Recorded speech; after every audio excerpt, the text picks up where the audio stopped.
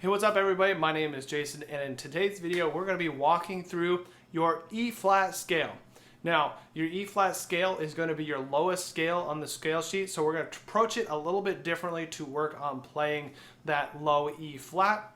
But before we do that, first we're going to walk through all the notes so you know what buttons to push. We're going to talk a little bit about the key signature. At the end of the video, I will play the scale with you so that you can play along both slowly and then progressively faster until we get to 80 beats per minute, which is a good place for you to be when we're talking about your audition music. So before we dive in, take a look at the key signature here. We've got 3 flats in this scale. We're dealing with B flat, E flat, and A flat. So we're gonna have a lot of first valves. Now look with me at the bottom note here. The bottom note is gonna have a couple different fingerings depending on your instrument or the type of instrument you're playing. So for tuba, all tuba players for this scale are gonna use 1, 2, and 4. So you're gonna have all 3 buttons down, first valve, second valve, and fourth valve. That's how you're gonna play that low E flat. For euphonium players, we're gonna have a couple different combinations depending on your instrument. If you are playing a compensating instrument, which I'll come back to if you don't understand what that is, if you're playing a compensating instrument, that's gonna be first valve and fourth valve. If you're playing a non-compensating instrument, which again I'm gonna come back to in just a second, it's gonna be 1, 2, and 4. Now, how do you know if your instrument is compensating or non-compensating? The easiest thing to do is to look on the back of your instrument. So if you have the front of your instrument, you have all of the tubing here for your valves. But on the back of your instrument, if you have a compensating euphonium like I do, this is a compensating euphonium, you're going to have a second system of valves on the back. So you have a front system of valves and a back system of valves. And what this does is as you go lower, it activates these secondary tubes when you have fourth valve down. So when you have fourth valve down, you're activating these system here as well.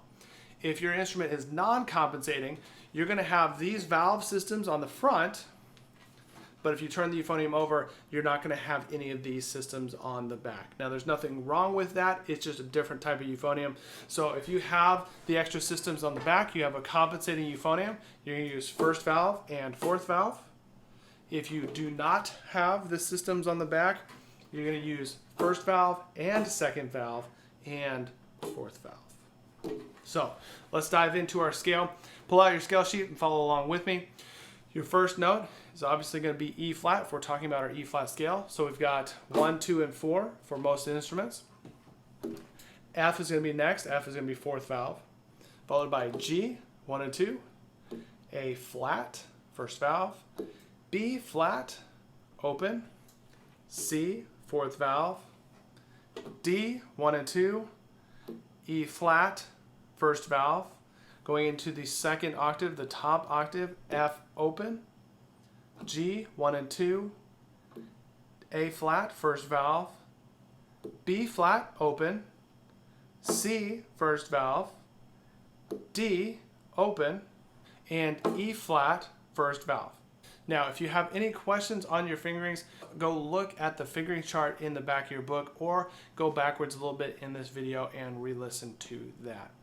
Now, let's first start off by approaching that low note. Now, for euphoniums, playing that low E flat is not necessarily a hard note, but it can be a little bit harder on tuba because of the shape of the air and your embouchure. So if this is your first time to play that low on the tuba, let me tell you how to do that.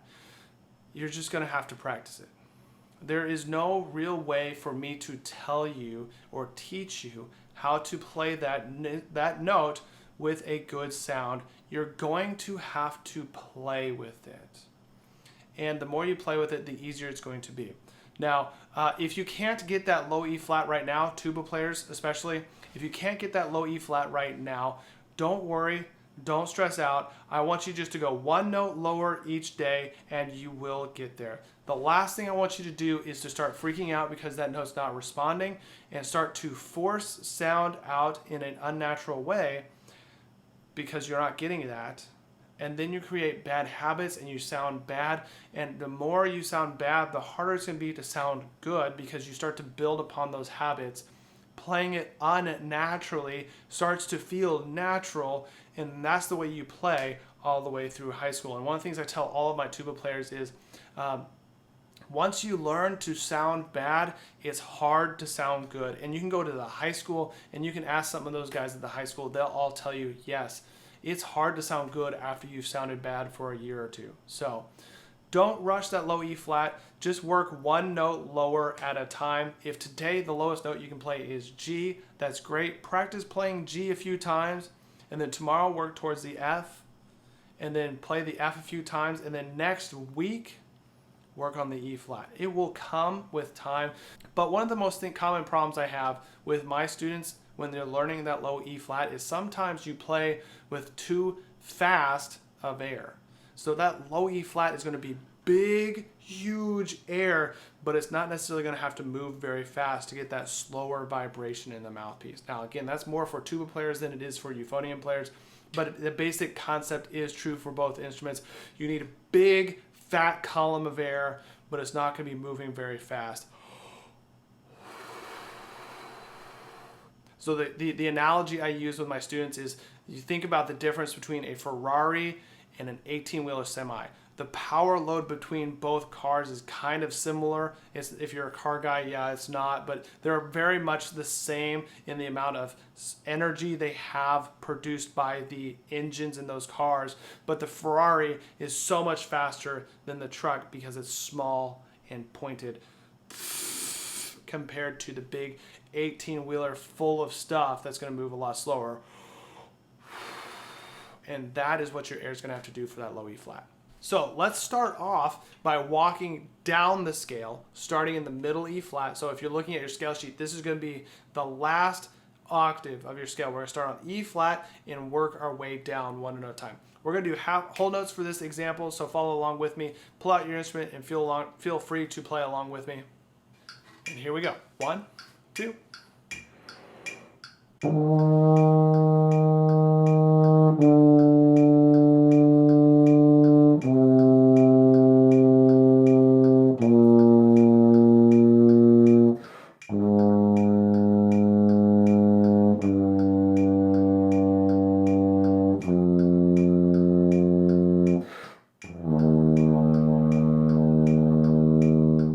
Now, like I said, if you didn't get that low E flat, if you played down and you went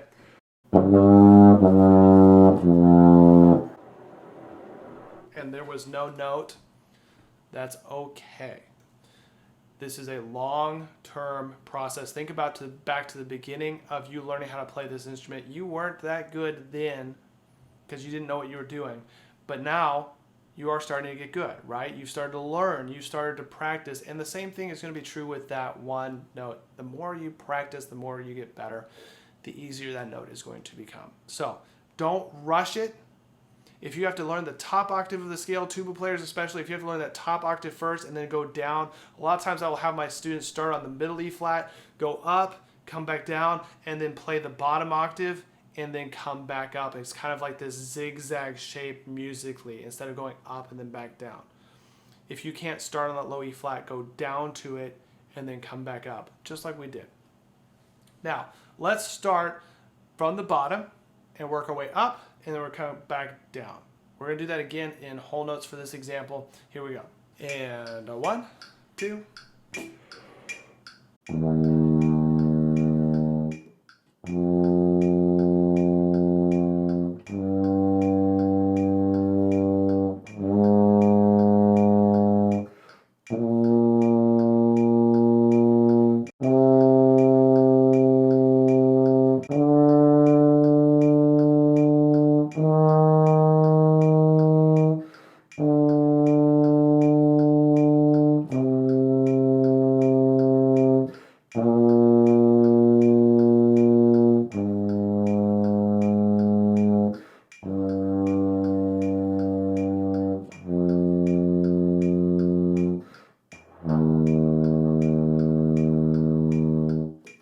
All right, now that you have the bottom side of the scale, let's start working on the top side of the scale. If you don't remember the fingerings, go back to the beginning of the video, rewatch the fingerings as I go through that. We're going to do this side in whole notes as well. Here we go. And 1, 2.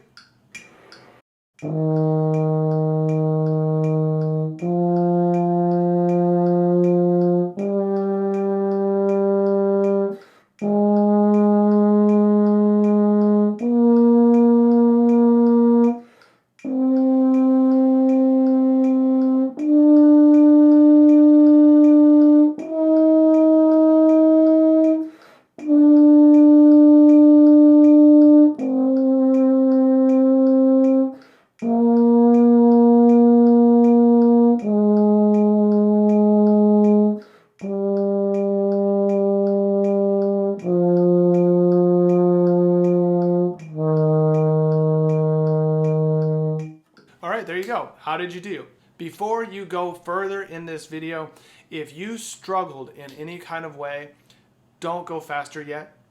The same thing I've said in every single video I've done. If you've seen any of the other videos, the first thing you want to do is get it right. The more times you do it correctly, the less practicing you have to do, because you're never going to have to go backwards and fix mistakes. So if you learn it right the first time and then go faster, you will get better quicker, because there are less hurdles for you to overcome. There's less practicing that you have to do because you started right and you just got better, instead of starting mediocre or meh or just not good and then fixing that and trying to get better over time. Just do it right the first time. Take your use patience and go slowly at the beginning. I promise you, you'll get better faster if you do that. So after you've got this scale in whole notes, let's go ahead and take it a little faster. Let's do it in quarter notes now. So the first notes, the E flats, are going to be half notes here. So we'll go 1, 2, 3, 4, 1, 2. Ready? Here we go. And 1, 2. There we go.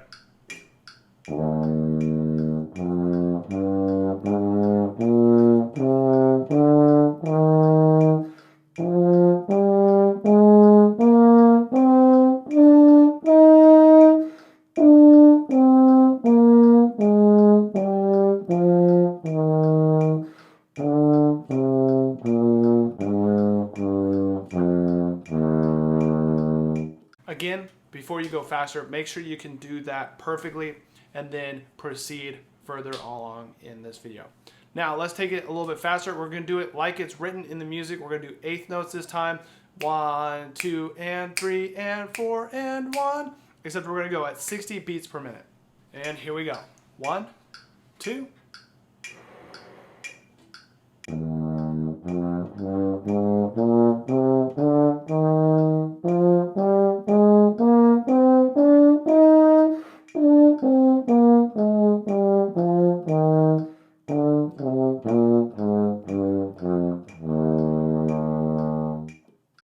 And now, faster still, here's 80 clicks per minute. And 1, 2.